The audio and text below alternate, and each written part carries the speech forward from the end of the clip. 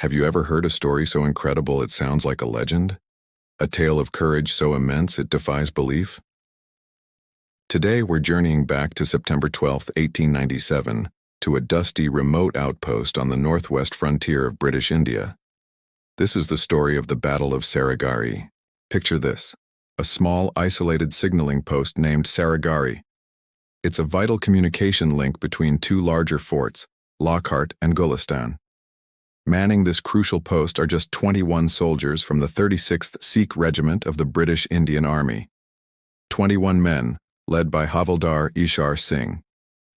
On that fateful morning, the horizon darkens, not with clouds but with an advancing force of an estimated 10,000 Afghan tribesmen.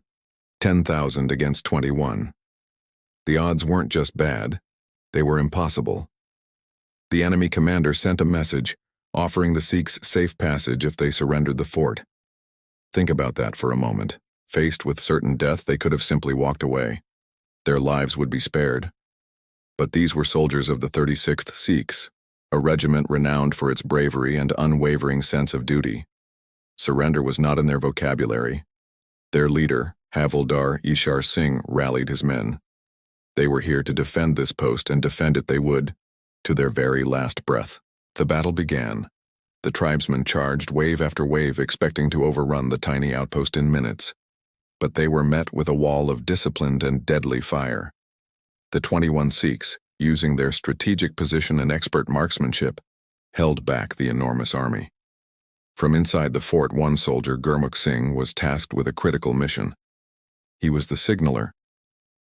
Using a heliograph, a device that reflects sunlight to send Morse code, he relayed a minute-by-minute account of the battle to Fort Lockhart.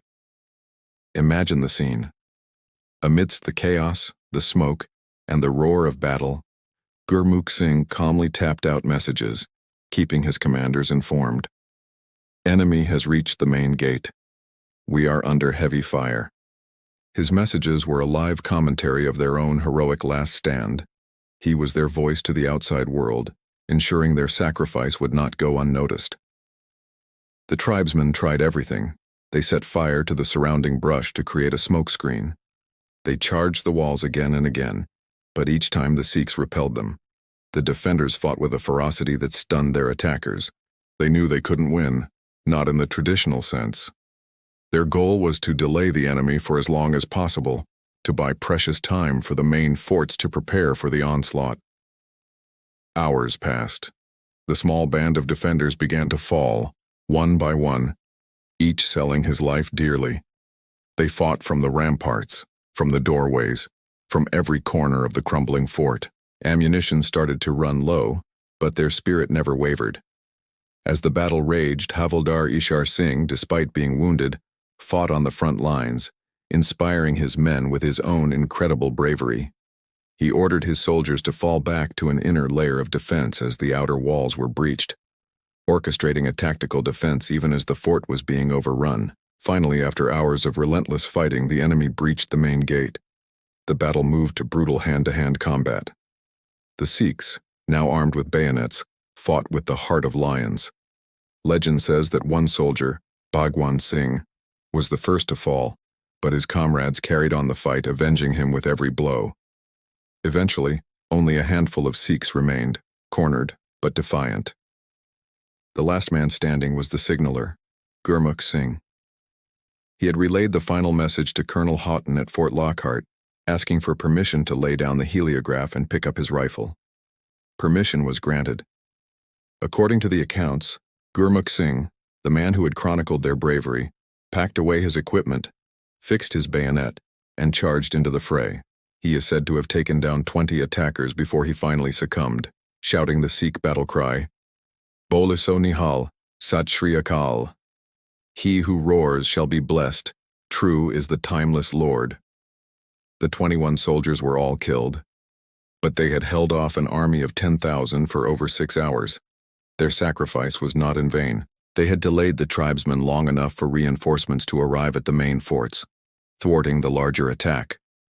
The enemy had captured Saragarhi, but at a tremendous cost, with hundreds of their own men lost. They were so impressed by the Sikhs' courage that they admitted their admiration for the fallen defenders. The story of their bravery echoed across the British Empire. The British Parliament halted its session to give a standing ovation to the 21 fallen heroes. Queen Victoria herself praised their courage. Every single one of the 21 soldiers was posthumously awarded the Indian Order of Merit, the highest gallantry award an Indian soldier could receive at the time. It was an unprecedented honor, marking the only time in military history that every member of a single unit received such a high award for the same battle. The Battle of Saragarhi is now celebrated every year on September 12th as Saragarhi Day by the Sikh Regiment. It serves as a powerful reminder of what it means to have courage, to honor your duty, and to stand for what you believe in, no matter the odds. This battle is more than just a historical event. It's a testament to the human spirit. It teaches us that true bravery isn't about the absence of fear. It's about acting in spite of it. It is a story that has inspired generations and continues to be taught in schools in India and even in France. So, the next time you hear about impossible odds, remember the 21 warriors of Saragarhi. Remember their choice to stand and fight, to uphold their honor and to make the ultimate sacrifice for their comrades and their duty. Their legacy is not one of defeat, but of a victory of the spirit that will echo through eternity. Thanks for watching. If this story moved you, please like, share, and subscribe for more tales of incredible history. See you next time.